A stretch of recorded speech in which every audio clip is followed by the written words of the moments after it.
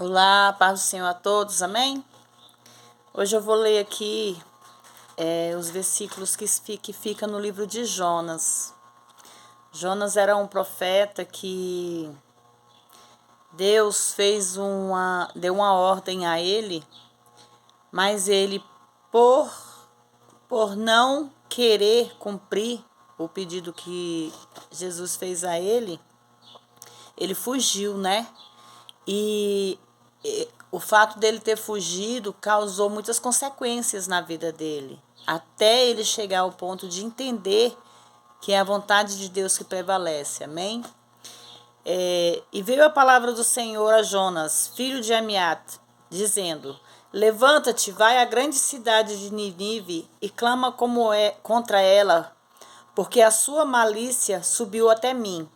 E Jonas se levantou para fugir de diante da face do Senhor para Tarsis. E descendo a Jope, achou um navio que ia para Tarsis, pagou, pois, a sua passagem e desceu para dentro dele, para ir com eles para Tarsis. E diante da face do Senhor. Mas o Senhor mandou ao mar um grande vento e fez ao mar uma grande tempestade, e o navio estava para se quebrar. Então temeram os marinheiros e clamavam, cada um ao seu Deus, e lançavam no mar as fazendas que estavam no navio para aliviarem do seu peso. Jonas, porém, desceu aos lugares do porão e se deitou e dormia num profundo sono. E o mestre do navio chegou-se a ele e disse-lhe: Que tens dormente? Levanta-te, invoca o teu Deus. Talvez assim Deus se lembre de nós para que não parecemos. E dizia cada um ao seu companheiro: Vinde e lancemos sortes, para que saibamos que, por causa de ti sobreveio este mal. E lançaram sortes, e a sorte caiu sobre Jonas. Então lhe disseram: Declara-nos tu, por que razão nos sobreveio este mal? Que ocupação é a sua? E de onde vens? Qual é a tua terra? E de que povo tu és? E ele lhes disse: Eu sou hebreu e temo ao Senhor, o Deus do céu, que fez o mar e a terra seca. Então os homens se encheram de grande temor e lhe disseram: Por que fizeste tu isso? Pois sabiam os homens que fugia de diante do Senhor, porque ele lhe tinha declarado. E disse-lhes que: Te faremos nós, para que o mar se acalme. Entretanto, os homens remaram, esforçando-se por alcançar a terra, mas não podiam, porquanto o mar ia embravecendo cada vez mais contra eles. Então clamaram ao Senhor e disse-lhes: Senhor, nós te rogamos, não perecemos por causa da vida deste homem, e não ponhas sobre nós o sangue inocente, porque tu, Senhor, fizestes como te aprouve. E levantando Jonas e o lançaram ao mar, e cessou o mar sua fúria. E temeram, pois, estes homens ao Senhor por grande temor, e ofereceram sacrifícios ao Senhor e fizeram votos. Deparou, pois, o Senhor um grande peixe para que tragasse a Jonas, e passaram 3 dias e 3 noites na estranha desse peixe.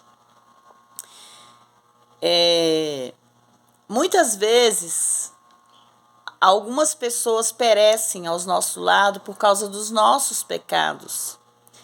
Jonas foi um profeta que Deus deu a ordem a ele que ele fosse a Nínive, né? Levar o recado dele, porque Deus estava muito insatisfeito, né, com o que estava acontecendo nessa cidade. Mas Jonas, ao invés de fazer o que Deus estava pedindo, ele simplesmente se fugiu da face do Senhor. Só que nós temos que entender que nós não conseguimos fugir da face dele. Porque Deus está em todos os lugares, a todo momento. E quando Jonas resolveu se esconder dentro deste barco, ele não percebeu que ele estaria colocando em risco a vida daqueles pescadores, que eram inocentes. Claro que Deus não ia tirar a vida daqueles pescadores, mas ele tinha que fazer algo para mostrar com que os próprios pescadores percebessem o mal que aquele homem estava causando, para que eles tomassem uma posição. Mesmo eles sem saber de nada, eles tinham que tomar uma posição. Então foi quando Deus o revelou, né, Jonas, e fez com que eles jogassem Jonas no mar. Ao jogar Jonas no mar, Deus novamente lançou outro castigo sobre ele, né? Colocou ele dentro de um grande peixe. Vocês sabem que se nós cairmos dentro de um estômago de um grande peixe, nós morremos, evidente que nós morremos, mas na direção do Senhor, Jonas não morreu.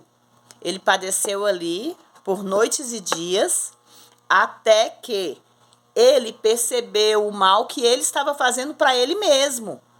Porque Deus não estava fazendo mal para ele, ele mesmo estava causando aquele mal para ele. Então, no capítulo 2 diz aqui, Jonas no ventre do grande peixe e sua oração de salvamento. E orou Jonas ao Senhor teu Deus das entranhas do peixe. E disse, na minha angústia clamei ao Senhor e ele me respondeu. Do ventre do inferno gritei e tu ouvistes a minha voz. Porque tu me lançaste no profundo coração dos mares e a corrente me cercou todas as suas ondas. As suas vagas têm passado por cima de mim. E eu disse, lançando estou de diante dos teus olhos, Otávio, tornarei a ver o templo da sua santidade. Na oração de Jonas, Deus observou, né, o desespero que Jonas ficou dentro desse peixe, mas ainda assim ele clamou a Deus, ele clamou por o livramento. Os que observam as vaidades vãs deixam a sua própria misericórdia, mas eu te oferecerei sacrifício com voz de agradecimento, e que votei pagarei o Senhor, vem a salvação. Falou, pois, o Senhor ao peixe, e ele vomitou Jonas à terra. Quando o peixe vomitou Jonas na terra, Jonas com certeza percebeu a maldade que ele estava fazendo para ele mesmo, porque Deus não estava fazendo maldade com ele. Deus estava ensinando ele que ele tinha que obedecer à voz de Deus. Então veio a palavra do Senhor, no capítulo 3, veio a palavra do Senhor segunda vez a Jonas dizendo, levanta-te e vai à grande cidade de Nínive e prega contra ela a pregação que eu disse. E levantou-se Jonas e foi a Nínive, segundo a palavra do Senhor era, pois, Nínive, uma grande cidade de 3 dias de caminho. E começou Jonas a entrar pela cidade, caminho de 1 dia. E pregava e dizia, ainda 40 dias, Nínive será subvertida. E os homens de Nínive creram em Deus e proclamaram em jejum e vestiram-se de panos de saco, desde o maior até o menor. Pelo descontentamento, fez uma proclamação que se divulgou em Nínive por mandado do rei e dos seus grandes, dizendo, nem homens, nem animais, nem bois, nem ovelhas provém coisa alguma, nem lhes deis de pastos, nem bebam água. Nessa cidade foi feito um grande jejum, um grande clamor a Deus, e através desse clamor, Deus viu as obras deles como se converteram do seu mau caminho. E Deus se arrependeu do mal que tinha dito e lhes faria e não os fez. Deus viu a sinceridade do povo de Nínive e o arrependimento do povo. E pelo arrependimento que Deus conheceu a cada coração, Deus não causou mal algum àquela cidade. Mas desgostoso, Jonas extremamente ficou todo ressentido e orou ao Senhor e disse, Senhor, não foi isso que eu disse, estando ainda na minha terra, por isso me preveni, fugindo para Tarsis, pois sabia que és Deus piedoso, misericordioso, longânimo e grande benignidade, e que se arrependeste do mal. Peço-te, pois, ó Senhor, tira-me a minha vida, porque melhor me é morrer do que viver. E disse o Senhor, é razoável esse teu ressentimento?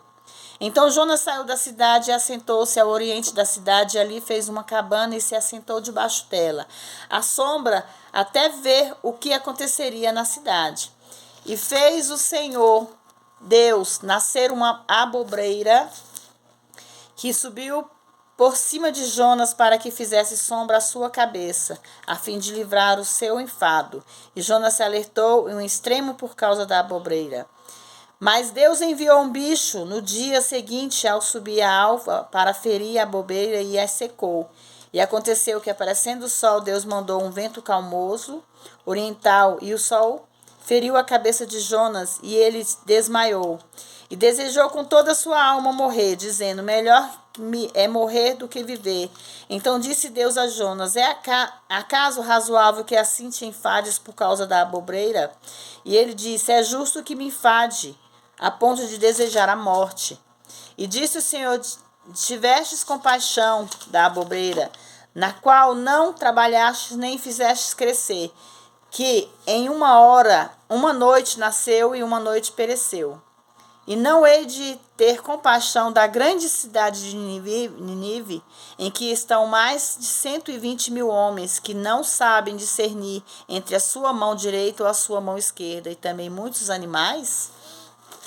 Nessa palavra Deus fala com Jonas sobre o arrependimento dele, porque Jonas não queria que Deus perdoasse aquela cidade. Pelo gosto de Jonas, Deus tinha que destruir aquela cidade de Nínive. Homens, mulheres, crianças, animais iam ser destruídos. Mas Deus teve compaixão daquela cidade. E Jonas não se agradou com a vontade de Deus. Mas ao sair da cidade e se deitar ali naquela cabana, naquele lugar que ele quis se afastar, Deus foi lá e colocou uma planta, né, a abobreira, para botar sombra à cabeça de Jonas. Só que, assim como ele colocou aquela planta numa noite ele também secou a planta. Uma simples planta, que não fez nada de ruim. E Jonas assim ainda continuou com aquele aborrecimento dele, e Deus falou, né, que se ele quis dizer a Jonas o seguinte: se valeria a pena ele ter tanta revolta no coração, tanta mágoa no coração pelo que Deus fez. Se uma simples abobreira ele fez nascer em uma noite e fez morrer em um dia, uma outra noite, por que ele haveria de destruir uma cidade com tantos homens, tantas vidas, né? Se ele poderia dar outra chance para que aquelas pessoas mudassem. Assim ele fez a Jonas, para que Jonas entendesse que nem tudo é no nosso querer, nem tudo é como nós queremos, e sim como ele quer. Quando ele ordenou a Jonas desobedeceu as suas ordens, Deus foi lá e o castigou. Mostrou para ele que ele é um Deus que tudo vê e tudo sabe. Jonas se escondeu de Deus, do soberano, dentro de um barco. Ele se escondeu achando que ele estava escondido, protegido, para que Deus não o visse.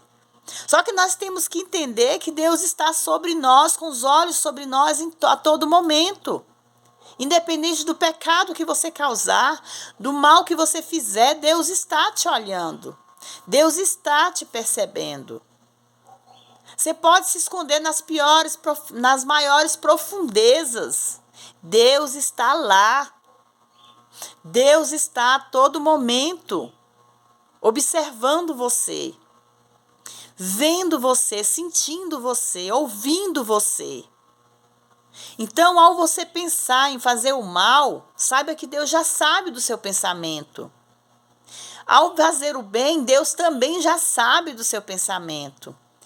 Então, você aí do outro lado que está escutando esta palavra, reflita sobre os castigos de Jonas e sobre a bondade de Deus, a misericórdia que Deus teve na vida de Jonas. Porque Deus poderia ter morrido dentro daquele peixe.